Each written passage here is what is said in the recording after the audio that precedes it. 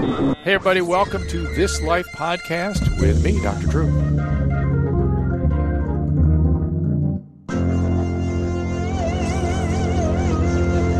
Hey, everybody, welcome to This Life, #YouLive. We appreciate you being a part of the show. We appreciate our sponsors. Please support them. SocialCBD today. We recommend that product. So it is Dr. Drew approved. You've all heard the testimonials. Clinical science not there yet, but there's really some good stuff going on. To learn more, go to drdrew.com/SocialCBD. Again, SocialCBD, drdrew.com/SocialCBD. And for a limited time, you get 20% with checkout with code Dr. Drew. So check it out. I'll tell you more about that during the break. But right now, I want to welcome my guest. It is Dr. Gary Donovitz. He's the chairman of BioT Medical. He's a board-certified gynecologist, obstetrician, has a passion for wellness. And this is a whole topic that I've wanted to address for quite some time because I'm sort of passionate about it myself. His leadership is exemplified in the BioT Medical LLC, a company he founded, and it's changing healthcare through bioidentical hormone replacement therapy. We have some testimonials. We have lots of things to get at. But I just want to welcome to the show. Thanks for having me. And you've got a book that people can talk about if they want to. They can get to if they want to. If they have more to learn, or they don't get everything they want from our little conversations today. It's called Age Healthier, Live Happier. This is for men and women. Yes, and you can get it on Amazon. It's easy. Great. Okay, so let's start at the beginning. How did you get involved with this? Well, it actually started with one patient who was in menopause after hysterectomy. We could not get her hormones optimized. Bioidentical hormones, creams, patches. How long ago was this? This was back in 2005, and we tried forever. So 2005, I'm going to bet what happened was very quickly people started going, I think she's depressed. I think we're trying antidepressants and all those kind of stuff. Immediately people were going to that very quickly. Exactly. She was on antidepressants from somebody else. Right. We couldn't get her hormones optimized, even using bioidenticals. But I would argue that your non-gynecological peers were probably uncomfortable even with her taking hormone replacement therapy, in addition to not looking at that as the solution to her problem. Exactly, because she was only 3 years after WHI. Yeah. So everybody was scared of hormones. Okay, so explain that nightmare that was the Women's Health Initiative, which was a horrific study, and we all knew it. But go ahead to explain what was happening then. Well, so they took $1 billion of your tax money. They had a study with only 2 drugs from one pharmaceutical company. In a certain age bracket, a very narrow age bracket. Well, and the average age was 63.5. Mm-hmm. So if you think about women in menopause, the average age is around 50 or 51, and they're using synthetic hormones, and they're taking them orally. And this was in this study. In this study, this is how they did it. Yeah. Right, and there were so many side effects, and then they stopped the study. And by the way, the oral hormones then were essentially derivatives of horse urine. Right. That's why the Premarin. It was from the mare. Pregnant mares. Premarin. So they actually took the pregnant mare, got the urine, got the hormones from them, but they were nowhere near the same hormone that a woman's made her whole life. So you would expect older people, 11, 12, 13 years after menopause, taking a synthetic hormone to have a lot of side effects. And indeed they did. And side effects and to maybe potentially miss the window for full benefits. Exactly. Words, they were looking at weird endpoints about bone density and dementia and things like that.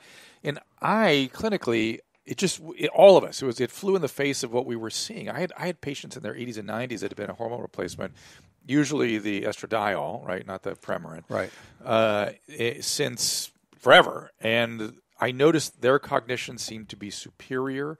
Their risk of vascular events seemed to be better.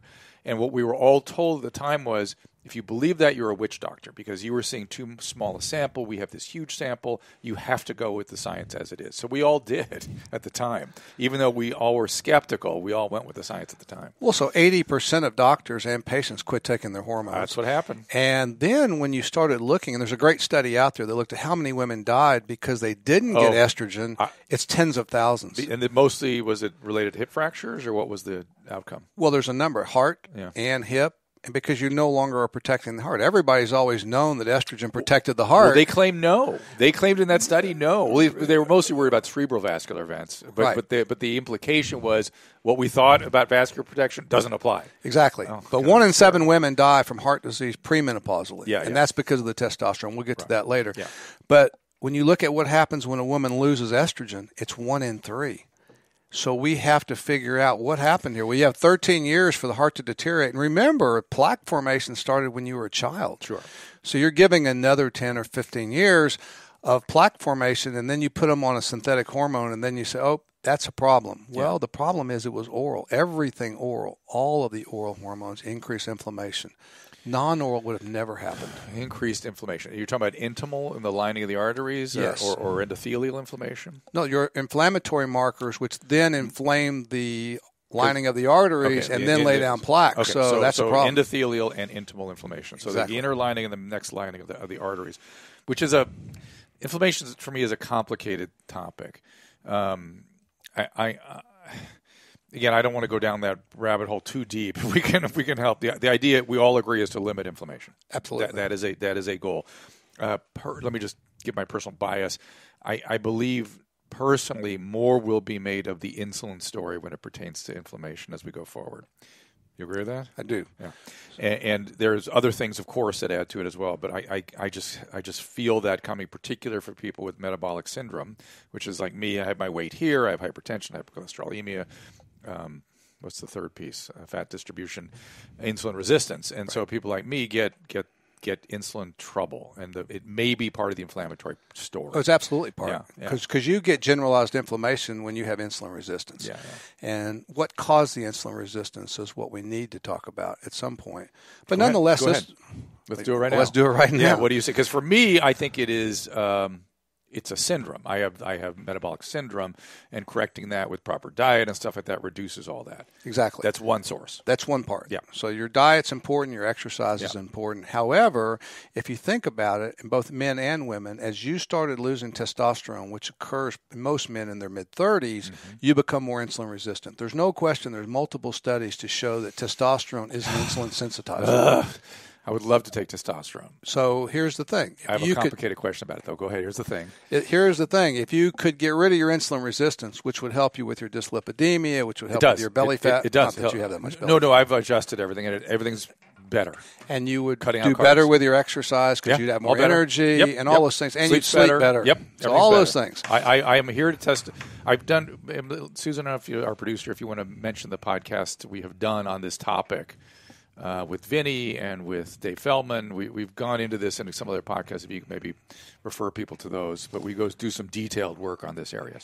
So anyways, back to this patient. She can't get optimized on her hormones because you can't optimize just using a one pony for everything. You can't just have one pill. This is your patient zero. This is my patient zero, and so she actually moved away from the Dallas area and moved to Arizona and got pellets. And she called me and she said, you know what, I'm taking these hormone pellets and it's changed my life. It's actually saved my marriage because I was fixing to get divorced and I'm on antidepressants. I'm on diet pills. I don't feel like exercising. My life has been horrible. In fact, I don't even want to go to work. Right. And now I've got this great job. My marriage is great. I'm off my antidepressants. I have this energy and I look completely different. I feel complete. You should check this out. And she's on testosterone, progesterone, and estrogen, all three. Exactly. Yeah. So I said, let me check it out. So I checked it out, and actually the person who gave her those hormones and I became partners because we really felt like versus just teach physicians how to do this, why not partner and create a network because we determine the standard of care as physicians. It's not the FDA. It's not the government. But it's for people to understand, the guidelines protect us legally. But they don't restrict us to those guidelines. So we can, if we think something's better for the patient, we are at our liberty to do it. Right. And so that's why we thought maybe if we had enough physicians trying to change healthcare, doing this, and a number of patients who were benefiting, that would be great. So that's what we did. So how is BioT different than the pellets that people think of as the bioidentical pellets that are out there? Well, it's not just the pellets because you can buy pellets on the internet. So there are different kinds of pellets, different quality of pellets. For us, all of our pellets are independently lab tested. Okay. It's important because we don't take any pellets that are not within 3% of the dose. So in terms of purity, we know what's in our pellets. So BioT is essentially a program. Yes. Not so much a product. It's not a product at all. It's a program. It's a method of hormone optimization. We have a proprietary dosing site that's based on 30 years of patient experience. It has 4 million permutations in it. It looks at your demographics. It looks at your laboratory. It looks at your symptoms. It looks at your medical history. Do you have metabolic syndrome? Do you have hypertension? Do you have breast cancer? Do you have prostate cancer? Do you have all these things? And it depends on your age, and it depends on your weight. And so there's a number of things that go into how do we individually optimize your hormones. I'm dying to do your program, but let me tell you my complex story. So I have prostate cancer. 6 years, almost 7 years post-prostatectomy. Have a measurable PSA. And it's been drifting up from barely measurable to just measurable. So I'm aware of the deficiency of testosterone. I can tell. I'm just acutely aware of it. I've gone to my urological oncologist and said, whatever happens here, I am not going on androgen receptor blockade because I know I'll get the dementia from it. I can tell it affects my cognition. So he said, that'll never happen. Don't worry about that. But I am staring down radiation, right? What should I do in terms of BioT? Is there a possibility for me, or should I wait till after that's all completed? Well, it depends. So if you don't have disseminated prostate cancer, if it's localized prostate cancer, sure it is. Once they've treated the well, that's what I'm figuring. Once it's treated, then over. I would go on, because here's the thing. Once I have 0.0 on the PSA, then what's most likely to kill you in the long run is your heart. Many other things. And what is most likely to rob you of your quality of life, especially in your business, so you have all this energy and you're valuable to a lot of people, is your cognition. Yeah. You need testosterone for your cognition. Your heart needs testosterone for protection. The prostate is very unlikely to be an aggressive prostate cancer. No, I have a low grade. Because it's low grade. But it's gotten out. I got to deal with it. But let's talk about that, because Morgenthaler at Harvard, he took a number of males like you with prostate cancer who did not want to have surgery. They didn't want to ejaculate into their bladder. They didn't want to have ED. They didn't want to have surgery. And for the record, I got none of that with the surgery. So you can still have that surgery done and not have a problem. But they were people that just declined surgery. Yeah. Maybe just a personal choice. No, people get freaked out about it. So they went to see him. He put them on testosterone pellets. Yeah. And in 2 years, more than half the tumor was gone. Well, that's true of low-grade tumors generally. A third go away, a third get better, a third get worse, right? And so at least it didn't adversely affect the general course, right? Correct. I'd love to see that paper. I'd love to read that paper, so please, if you can get that for me.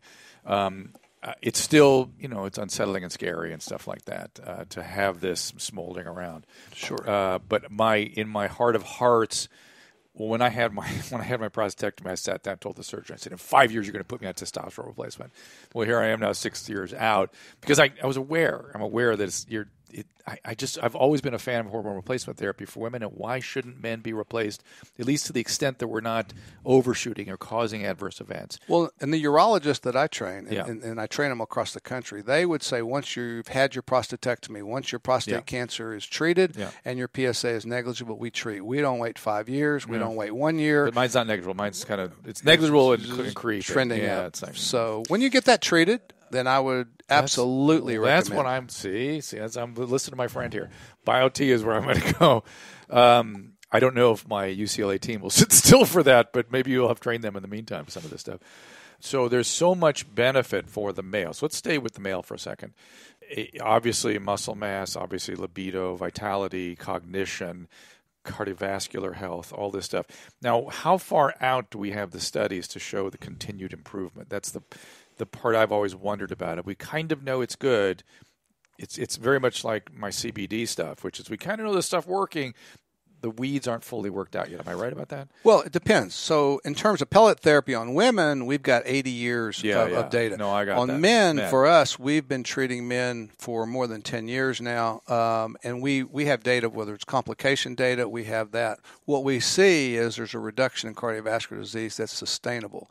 What we see is cerebrovascular. So in terms of side effects, we don't have any increased risk in stroke. We don't have any increased risk in DVTs on pellet therapy. And that's been true of multiple studies. So that belies the question, how do you determine a target level for a given male? Because our normal ranges are all over the place. Exactly. So much like it is in females, we found at BioT, we sort of have a sweet spot on testosterone levels. So most people... Serum testosterone? Serum testosterone. Free testosterone? And free. What's the number? So for men, it's going to be 900 to 1,100 on the total. That high? Yes. Because that's above 800 sort of surprises me. Here's why, though. Right. As you get older, not that you're old, as you get older, your sex hormone binding globulin, that's that protein that binds up testosterone, goes up naturally. No matter what you do, it still goes up. As that goes up, it binds up your testosterone. As you mentioned, the free testosterone is the more important. We want the free testosterone above the median. Which is? Depends on the lab. That one moves around. So for it's like CPL labs, it's 15.5. For Quest labs, it's 95.5. So you have to know your lab, which is fine. Yeah. But the more important thing is you get it above the median. So 15 sounds high to me too. No. 15 is a free testosterone. We actually take it higher than that. And we do that safely because for men, you have a big, very wide standard deviation before you even have to worry about side effects. So I'm going to ask you a maybe provocative question, maybe a fair question. Do you take it? Yes. Okay. And I'm sure you've noticed differences. Yes. Yeah.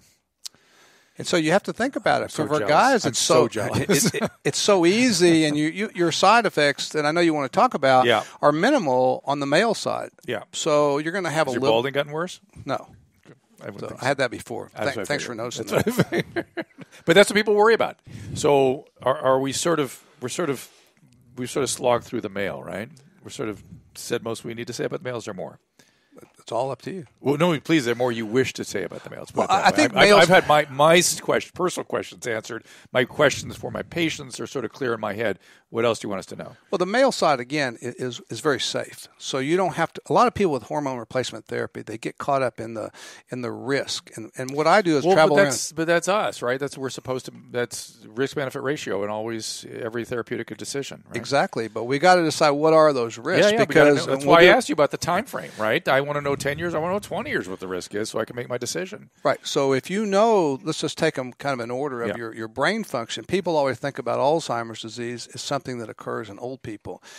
The reality is beta amyloid, that superglue substance, gets laid down in the brain in your 30s. Mm-hmm. Cognitive decline starts in your 30s. Hey, guess what else starts in your 30s? Testosterone starts declining. Yeah. So for us, timing is everything. Why do you want to wait till you're 70 to start hormones when your brain's been declining for 40 years? It's the same with the heart. Plaque formation starts in the heart in single digits when you were 6 or 10. You're an internist, so you know more than me about that. Why do you want to wait till you're 50 to start treating the inflammation, start treating the plaque? So that's another thing. Same with your insulin resistance. Why not get there earlier to the party? 20% of osteoporosis is in males. Yeah. So why not protect your bones? Once we work out that insulin story, it may be the bigger story. Right. Once you know that. I agree. But we don't really fully get it yet. All right. So I'm sort of persuaded that's a interesting thing, an important thing. Again, we're always trying to make risk-benefit ratio analysis in our field, and do no harm is something that's drilled into my head. And, it's funny, when it comes to do no harm, I remember back to when the Women's Health Initiative came out, do no harm was ringing loud in my head, right, in the sense that bringing these women off the hormones was going to do harm in spite of the science. It was a really difficult thing to navigate. So what I did at the time was I relied on my collaboration with the patients. I said, look, here's the science as we understand it. I'm being told that I have to follow the science and the evidence, which I always try to do. Something isn't right. What would you like to do? What would you like to hear more about the science? How would you like to proceed? And many women just said, don't even think about it. Don't get near me. I'm right. going through. Well, when I go around the country and talk, I always tell people we don't see things as they are. We see things as we are. So you have preconceived notions about hormones as a physician, but the patient has preconceived notions. They're worried about cancer. So my question is, what if estrogen didn't cause cancer? Oh, but I thought it caused breast cancer. But what if we could reduce breast cancer with hormones? That's a completely new subject for women. It's a frame shift. It's a frame shift. Yeah. Well, what if hormones didn't cause heart attacks? What if hormones didn't cause strokes? What if they didn't cause blood clots? Oh, but I always heard they did. But what if it wasn't true? And so that becomes then very important, because then they would say, whoa, then maybe we should talk about it, because I don't want to get breast cancer. Because here's when patients say this. Patients always say, I don't want to take hormones because they cause breast cancer. That's what you heard. But what I heard was, I don't want to take, if I don't take hormones, I won't get breast cancer. But that's clearly not true. And you can look at the data, even in WHI, Women's Health Initiative, those people who never took hormones, right? Yeah. They actually had 300 breast cancers per 100,000 women years. They had a very high risk. Right. And so what I would tell the patients back then was, my hunch is, much like with prostate cancer, my hunch is that the hormones may make your cancer. It has a name. It's called the Will Rogers effect. It's called the Will Rogers effect, which is that if you take something that stimulates tumor growth for a period of time, it will look like during that time interval you're actually causing more cancer. It's called the Will Rogers effect. Association versus causation. Exactly. And so rather than it's causing an accelerated ability to detect because of growth-enhancing effects, which is a legitimate worry with breast cancer if that's really happening. And I worry about that with prostate cancer too, right? So we've already had that conversation. But I always would tell the patient that they have a hunch it doesn't cause breast cancer. That was my hunch. And you're now the studies that hunch. the studies have shown that. Yeah, that makes sense to me. Perfect sense. Shall we take a little break? Is it about that time? Because we got a lot more to get to. Thank you to Dr. Gary Donovitz, chairman of BioT Medical. Is there a website or something people should go to if they have any questions? biotmedical.com. Okay, BIOTE. BIOTE medical.com. Dr. Donovitz and I did not have any conversation before this. I'm worried that people are going to think this is like some kind of infomercial because I'm so enthusiastic about this stuff. He and I had met, sat down, had this conversation. So I already had this bias in my head in terms of my enthusiasm for this kind of thing.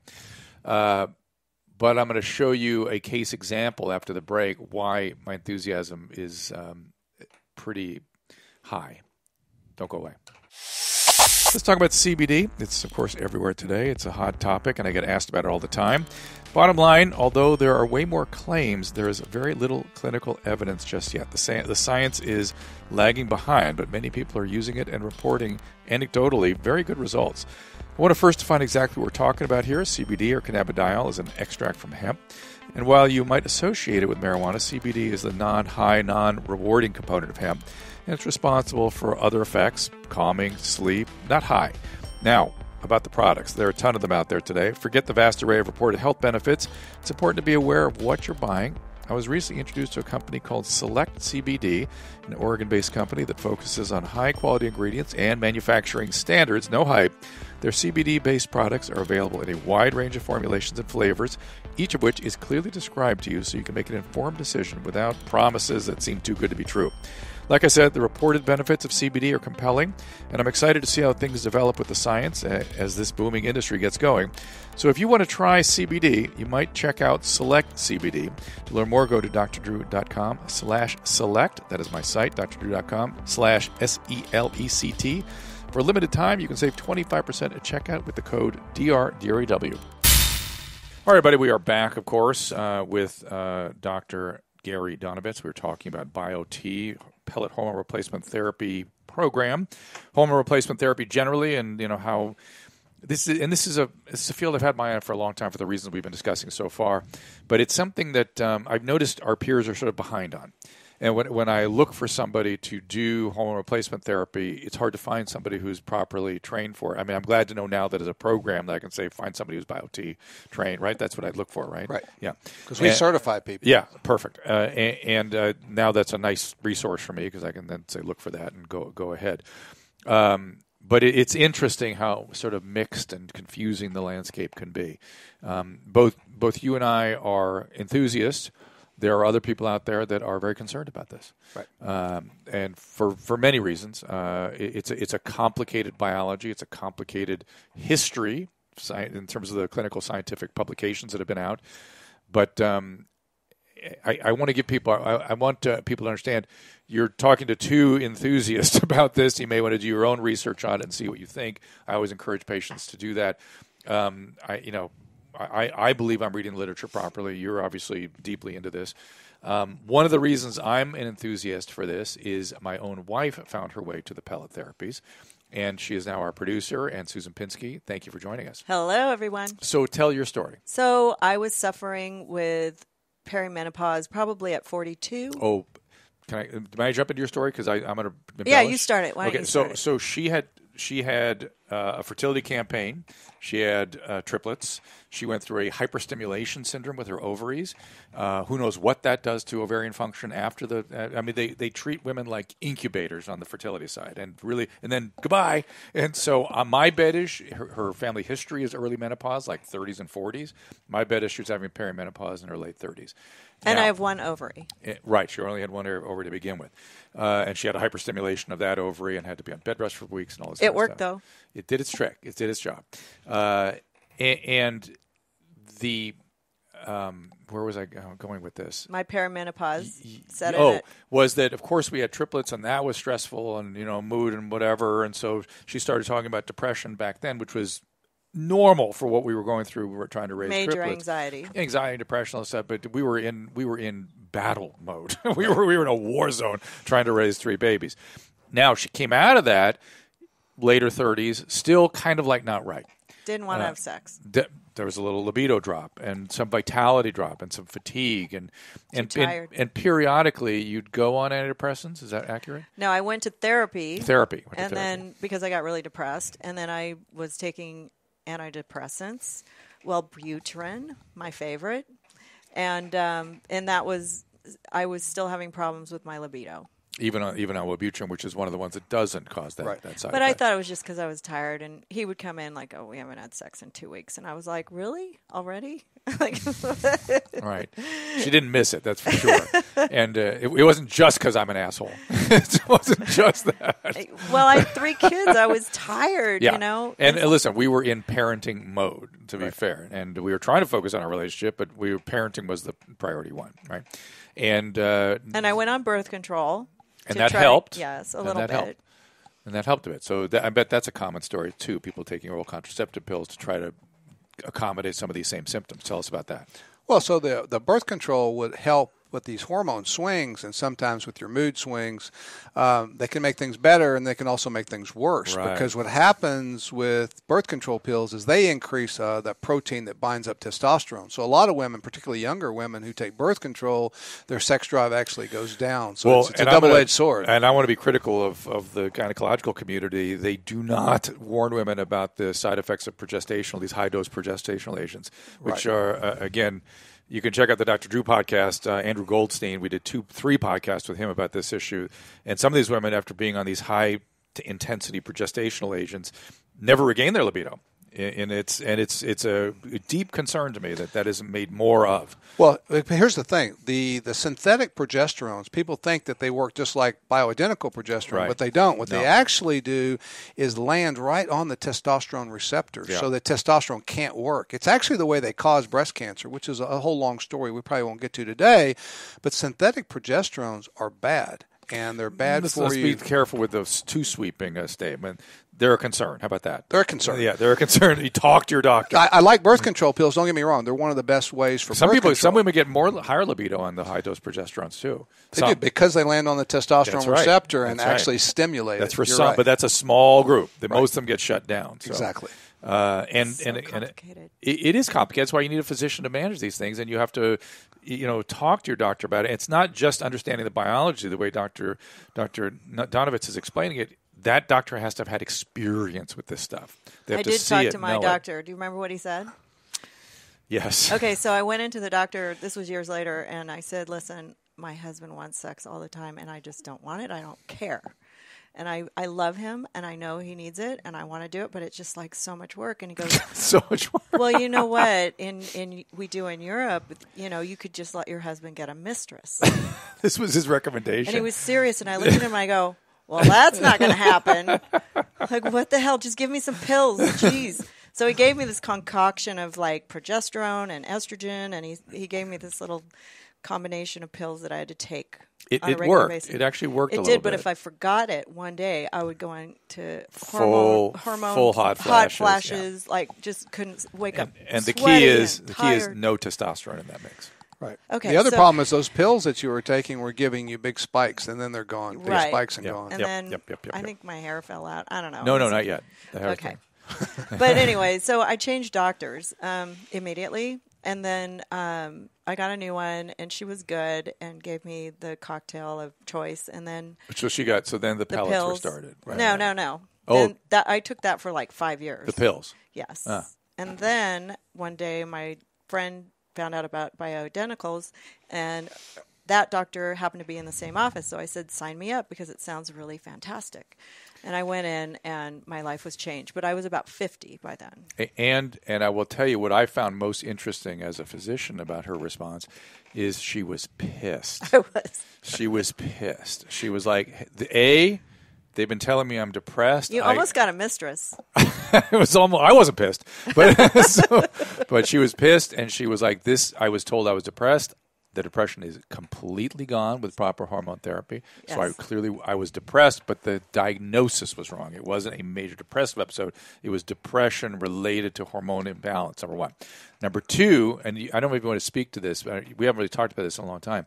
She said, I feel like a part of myself was dead and is alive now. Like a part of me is back. We get that a lot. And then I wouldn't say pissed. But, so this is why I'm enthusiastic about this. But here's... She was pissed. But okay, she was pissed. Am I stating it correctly? Yes. But here's why women are really mad afterwards. It's like, you know what? I lost, you said 42 earlier, so that means you lost 8 years of your life. And that's a big problem because women are not going to get that 8 years back. Now you feel great and you're like, if only more people knew about this, I could have got those 8 years and had a great marriage instead of having a mistress or whatever. So, I mean, it doesn't make sense. We had a great marriage. It was, you know, she was trying to optimize and improve things, but it was not an issue in terms of like threatening our marriage. But maybe I should be pissed. Now that you put it that way, I think I'm pissed. Well, you kind of lost your wife for 8 years, however that works. Not the way I got her back. Longer, that's for sure. because I was bad after they were born. I was a few years, you know. I don't know. It wasn't. It's hard to know what happened in those first 5 years of triplet I just wish they would have taken a blood draw and looked at my hormones. They wouldn't have done anything. You understand? They wouldn't have done anything. Perimenopausal, well, that's a good topic. Perimenopause doesn't really show up on blood work, so go ahead.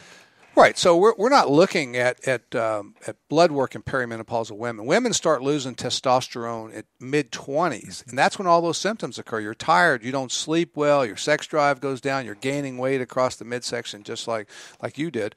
And so here's the thing about that. All these symptoms, brain fog, you can't remember. You went in your kid's room for something. You don't even know why you went in there. And so with all that being said, people are looking for a lab test to confirm this diagnosis, but it's a clinical syndrome. It's something that occurs in most women in their mid-20s to late 20s. And because it's a clinical syndrome, we have to treat the patient. We have to optimize those hormones that are missing. We have to do it so that the symptoms get better. And sometimes it's thyroid also, which we do at BioT. So we do thyroid, testosterone, estrogen, the whole thing. But we don't treat to a lab test because it's not the lab that's in error. It's the patient who's having symptoms, and you can't just call the patient and leave a voicemail. Susan, your testosterone level is great. I would say, how do you know that? Because I need to talk to Susan and say, how are you feeling? Right. So, well, I feel amazing or I don't. If you don't feel amazing, then I need to do something different. And that takes a doctor that knows how to do that.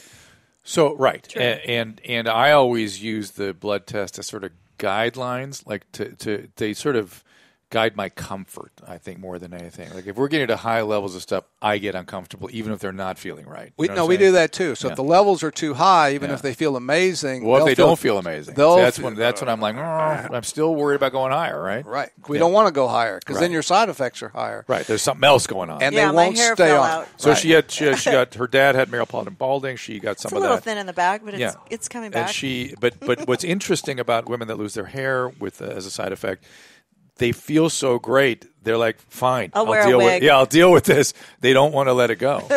Yeah, right. we actually look at that, and we have a way of treating that and actually preventing that. So we would take somebody losing hair, if it was because of the testosterone or because of the hormones, then we would lower that dose after we treated the hair loss. So that way you don't have to deal with that in the long term. But most of the side effects for women are minimal, which is why on pellet therapy, and we've actually studied this now, we have a 10-year study we're about to publish.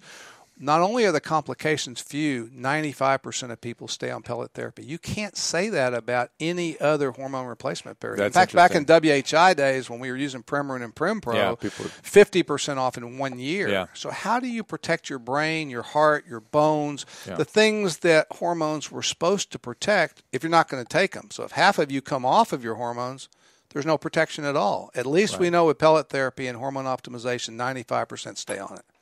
Now, the other side effect I have heard in women who are relative non-responders, and I suspect you're going to have a good answer for this, but I've sent some patients for not BioT, but just pellet therapy, and they've come back with, I didn't really feel different. I didn't really affect my libido. My husband complains I'm more aggressive. Right. So let's talk about, there's actually two questions in your one question. Yeah. In terms of aggression, too high of a level of testosterone in women can make you aggressive. Men too. And men too. Too low of levels of estradiol, female hormone, in men, when they take pills to lower their estrogen and the estrogen goes to zero, they will become aggressive. It's actually more than the high testosterone. So for us, we want both in the sweet spot. Right. That's crazy. So we want to have your testosterone in a sweet spot. We want the estradiol for you in a sweet spot. How do you enhance that or optimize that? So we actually have a number we're looking for on the estradiol level. Yeah. So if you're an aromatizer, meaning you take testosterone and then that converts to estrogen, we can block that with one of the with an anastrozole, right? Yeah. So it's easy, and we know how to do that. And we train the physicians. Now, if you don't know how to do that, and a male's estrogen level goes up, you're going to be just like Susan. You're never going to want to have sex. Your nipples are going to hurt too. Your nipples are going to hurt. You're going to grow man boobs. Yeah, and so that's not going to cause you to want to stay on testosterone. How about if you're like in a mildly elevated estradiol? Right. So mildly elevated, we actually use a nutraceutical, like a vitamin. It's called DIM, dinomethane. That's what I figured you were going to say. Now, there's been some energy around DIM lately as a anti-aging product. Just generally, men should go on DIM. It's been lately in the vapors. So. Every BioT patient that gets pellets, female or male, goes on. We actually don't use just DIM. We have a new product which has DIM in it. It also has pomegranate extract in it. And what it does is it eliminates, because testosterone has to go somewhere. It can't just float around your bloodstream forever. So it gets converted to estrogen and then down through the estrogen pathway. There's a really good estrogen pathway that actually reduces cancer, whether it's prostate cancer in your case or whether it's breast cancer in Susan's case or for women. And both of those things occur because DIM actually allows for the DNA to repair. If you don't take DIM, you go down this other pathway, which we don't need to get all that technical, but that pathway causes DNA damage. When you damage the DNA, you actually increase your risk for prostate cancer. You increase women's risk for breast cancer. So DIM is a very important product. It's also an aromatase inhibitor, so a mild one. So as you said, if my estradiol was a little high, what would I take? That's what you would take, because I don't want to overcorrect. I'm milling around the idea that most, if not all men, at least should be on DHEA and DIM. Right. Is that your feeling? Well, I don't need as much of the DHEA because if you think about the adrenal gland, adrenal fatigue, which is a real thing, occurs because of the testosterone deficiency. Once I fix that, the adrenal gland is super smart, and it will repair itself. So sometimes you need DHEA, but it's not the panacea. Now, DIM is different.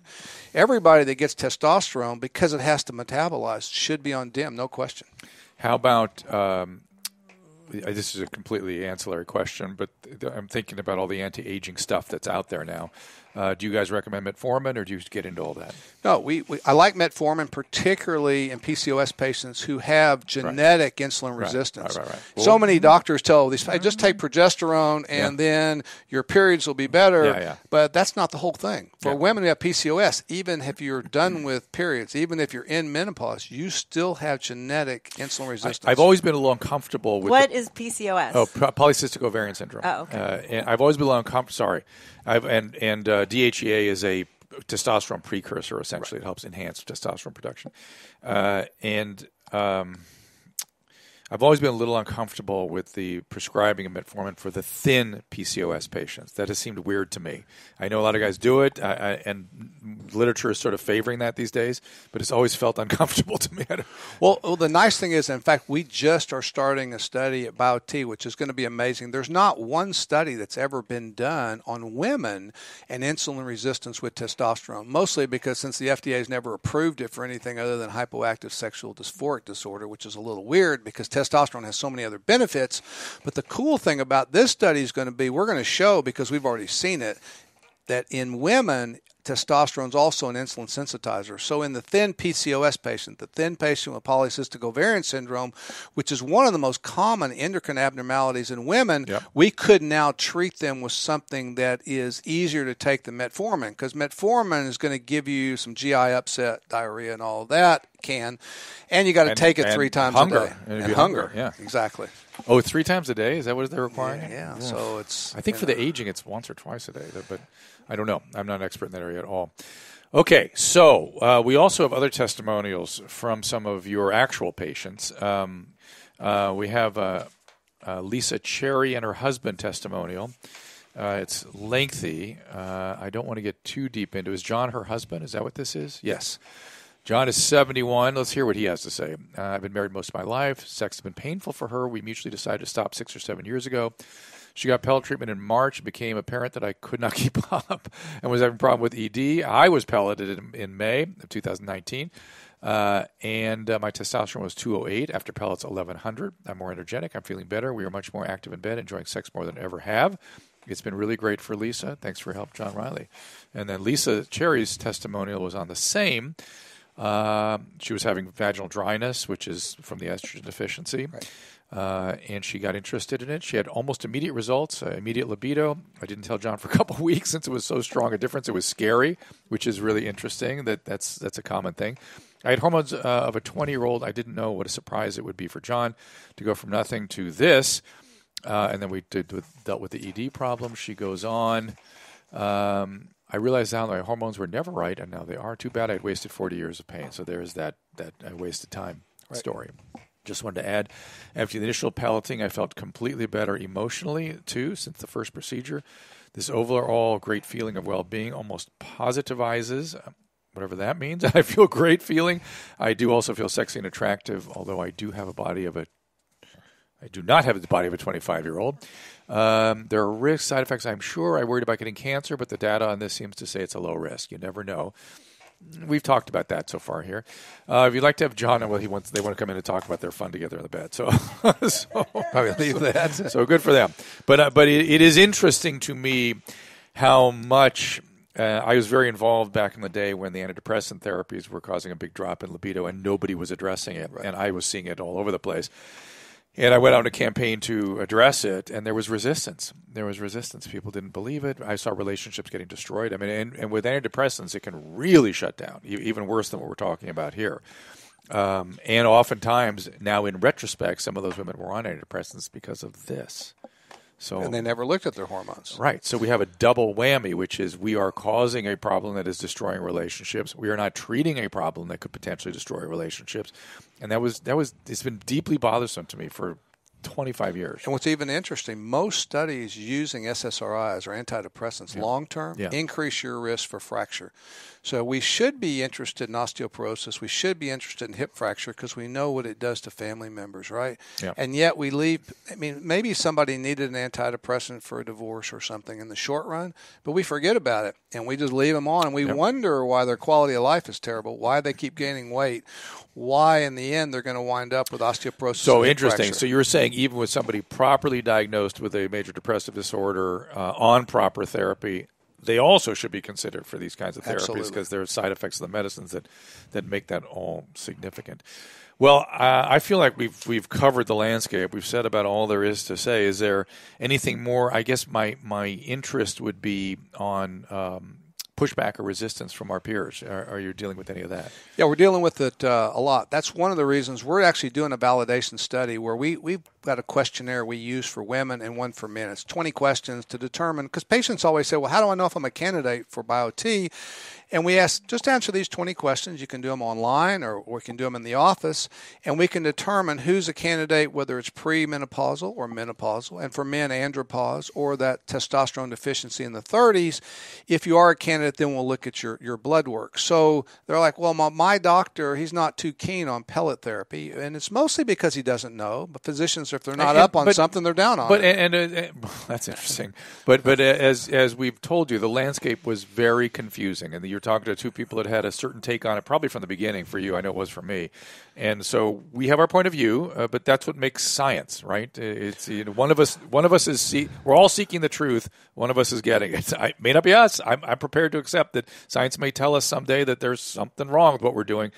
My hunch has always been this is the right approach, and it still is. Yeah, and I think part of the pushback, too, is from some of the societies that are out there. American College of OBGYN, that should be a champion for women's health care, that should look at the literature. Because if knowledge is power, if you don't look at the literature, you kind of render yourself powerless. And if you're just going to... I understand their hesitancy with I'm sighing because our professional societies are staid old organizations that won't take a position until it's really clear there's a standard of care that they can get behind. And this is not there yet. It may soon be there, and I hope it does get there because, again, my hunch is this is the right thing. But we'll see. What we're working on. To get it, we want it to be standard of care, but we want it to be mainstream. Well, standard will mainstream it. I mean, the standard is the standard because it's the best, and how things become the standard is a little more complicated.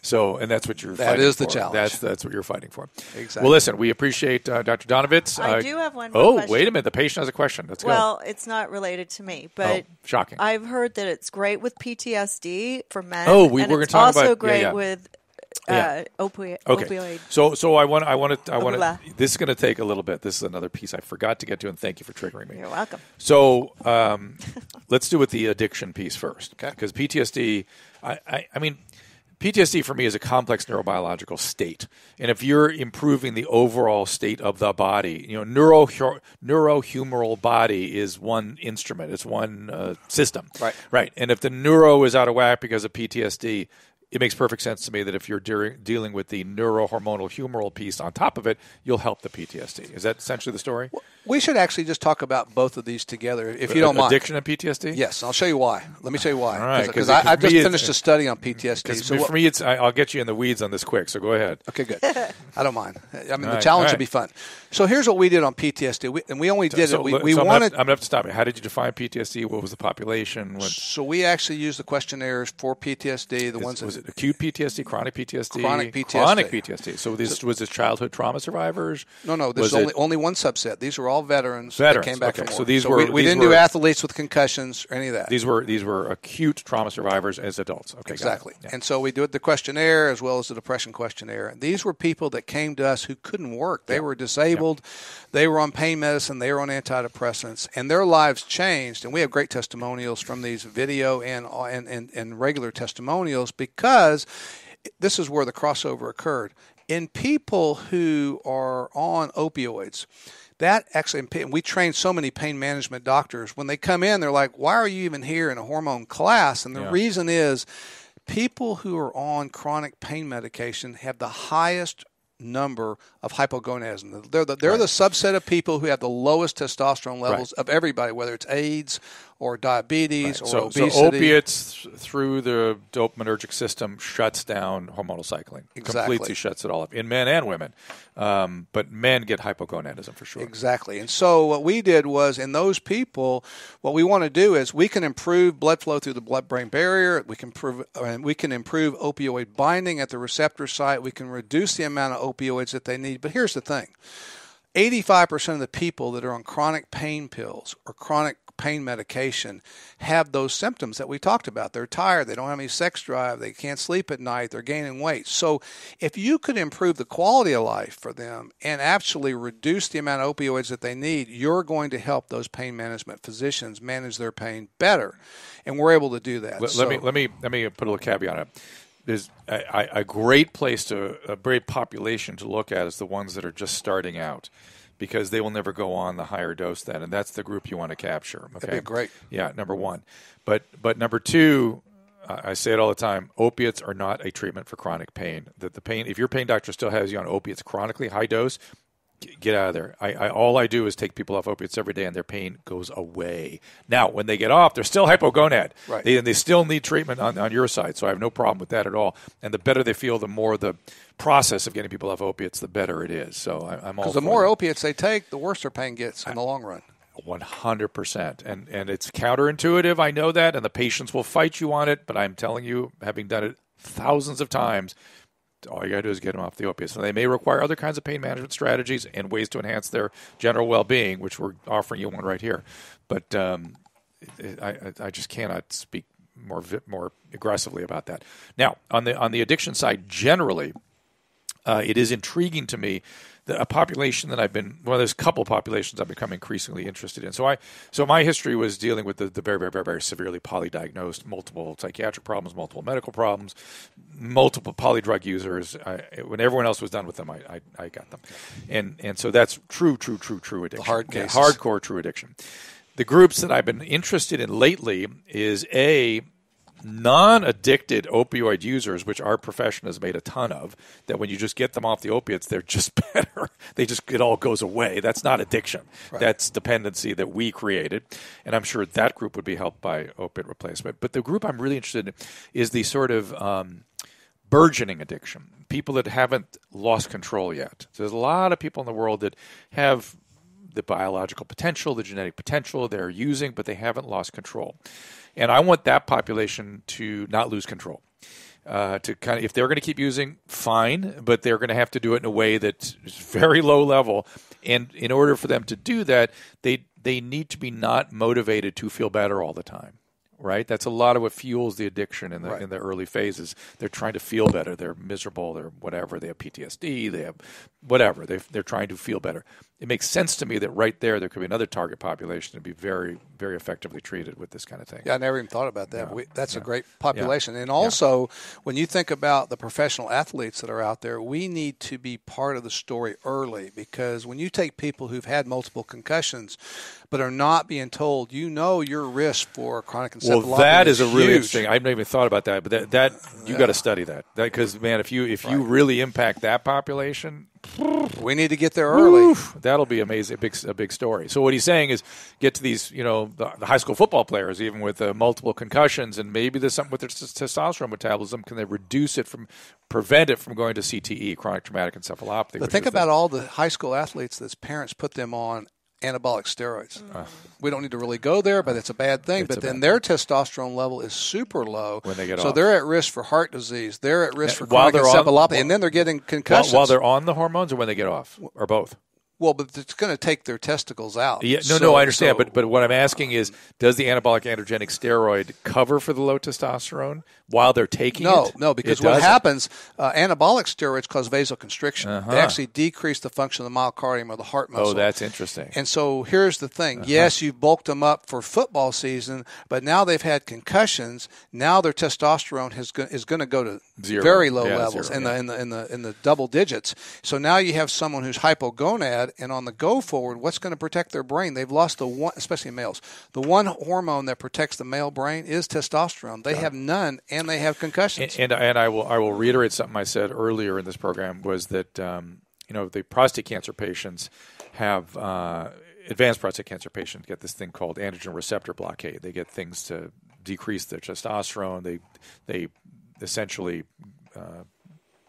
castrate them, essentially, biologically or otherwise. And now they're seeing in these populations of men, and I knew this from a while ago because I saw it happen a couple times, they get dementia rapidly as soon as they go on these androgen blockades. I know that would be me. I have no doubt in my mind that would be my deal. And now you should know they're trying to come up with these enzalutamide-like drugs, which is the androgen blockade, that doesn't cross the blood-brain barrier. That's the new. That's coming. That's coming. Well, they're using enzalutamide now in metastatic prostate cancer because it blocks the receptor and it works. And it works. Yeah, it decreases the risk of dying, but it's increasing the risk of these other problems. And that's always the confusing part for the urologist. It's like, wait a minute, you're saying testosterone will treat prostate cancer and prevent prostate cancer because there's good studies to show that. But then when I block testosterone and metastatic and they get better, what do you say about that? Well, there is a subset of prostate cancers, just like breast cancers, where testosterone will stimulate the tumor to grow. That's a very small subset. So let's not just worry about the small subset when the majority of people would be better off on testosterone, have a lower risk for prostate cancer, and if someone like you is going to get prostate cancer, it would be a less aggressive tumor. And let me just say, PCF.org, if you want information about prostate cancer, PCF.org. You can read more about that issue there. And there's something else I wanted to say about the prostate cancer story. It isn't coming to me now, damn it. Oh, well, gone. If I went testosterone, I probably would have remembered. There you go. Peace out. Drop the mic. But that's. I know. Listen, I'm aware of it. I am aware of it. That it is, a thing, and I know I'd be improved with it. There's no doubt in my mind. But we were talking earlier about how if you're in your 70s or 80s, why not just take the testosterone and be happy? Well, so this is something that Dr. Donovitz brought up earlier, which is you're going to die of something else, and if you're in your 80s, you're really going to die of something else. Don't worry about the prostate cancer. So to your point, that you would agree with what she just said. Absolutely. In fact, the American Urologic Association last year changed the recommendations for for PSA testing. They don't even test after age 69. It's complicated, but yes, Well, that's true. That's their position. That's their statement. position. Would you agree? That's it's their position. They're going to change it, but you should know. I know what I was going to say. Is I'm deep in the weeds on prostate cancer, and I'm involved in all these kinds of position papering that they're getting out, both on the medicine side and on the the task force side and the urological side. It's all over the place. Urology is better. Generally, their recommendations are better and more aggressive, number one. But number two, the other thing I was going to say is that I'm also in the weeds on the biology of prostate tumors. And it is complicated. When you get downstream from the androgen receptor and talk about the different genetic mechanisms of the tumors, it gets so complicated so fast. So to your point, there's different kinds of tumors out there. Exactly. Yeah, so finish what you were saying about the Urology Association. I interrupted you. Well, no, so they know, too, that as you get older, your chances for an aggressive prostate cancer are less, which was really my whole point. We could debate the screening for hours, but there's no point. So where I'm going with that is... And certainly the risk of dying of prostate cancer is way down. Way down. So if you have an 80-year-old parent or you have a 90-year-old grandparent, and they say, well, would you pellet them? I absolutely would. I mean, my mom's 85, double breast cancer survivor. Why would I not want her to feel well? You have her on it? Pardon me? You have her on it? Yes. Oh, so because of that, her quality of life is better. So when people ask me, well, how old is too old? Well, it's whenever you don't want to feel well, because as soon as you don't take the therapy, as soon as you don't optimize your hormones, you won't feel as well as you could. So really the bottom line is, why not feel your best no matter what your age? That's all I'm saying. Well, I'm taking it to my grave. I'm sorry. Yeah, she's on it no matter what. The book, again, Age Healthier, Live Happier. Check out that if you want more information. Also, the website, biot.org. Biotmedical.com. Biotmedical.com. BIOTE medical.com. Testosterone, I would have noticed that. See, I would have picked that up if I weren't testosterone. All right, everybody, we thank you for being here. Thank you. If you have more questions, go ahead over to DRDREW.com. Don't forget our friends at SocialCBD. Go to DRDREW.com for all the latest podcasts, the YouTube channel shows. Don't forget After Dark. Thank you to those of you, to Michelle and to Caleb for setting up the new studio here, Caleb Nation. And if you guys like it, Michelle Poe is also extremely important in terms of setting up the overall look and feel of this thing, and finding the table. And thank you, Michelle, for this plant as well. She's been amazing. Free hormones for her later. And she's made Playroom Pods, which is our little thing here. Seemed like a professional operation. Both you guys, Caleb and Nate. Nate, have a great time in D.C. as well. We appreciate all the years. We're going to miss Nate. All the years of support Nate has given us behind the scene here. Support our show. Support the sponsors. This is a Playroom Pods production, courtesy of Susan Pinsky, our producer. We'll see you next time. All right, that's about it for this episode of This Life. Thanks for listening and subscribing on your favorite platforms. Rate us 5 stars and tell a friend. Also, be sure to visit DRDREW.com for the latest news. We'll tell you where you can find all of our health-related content. So, go to DRDREW.com. Please tell a friend, and we thank you for it. And thank you for listening. We'll see you next time.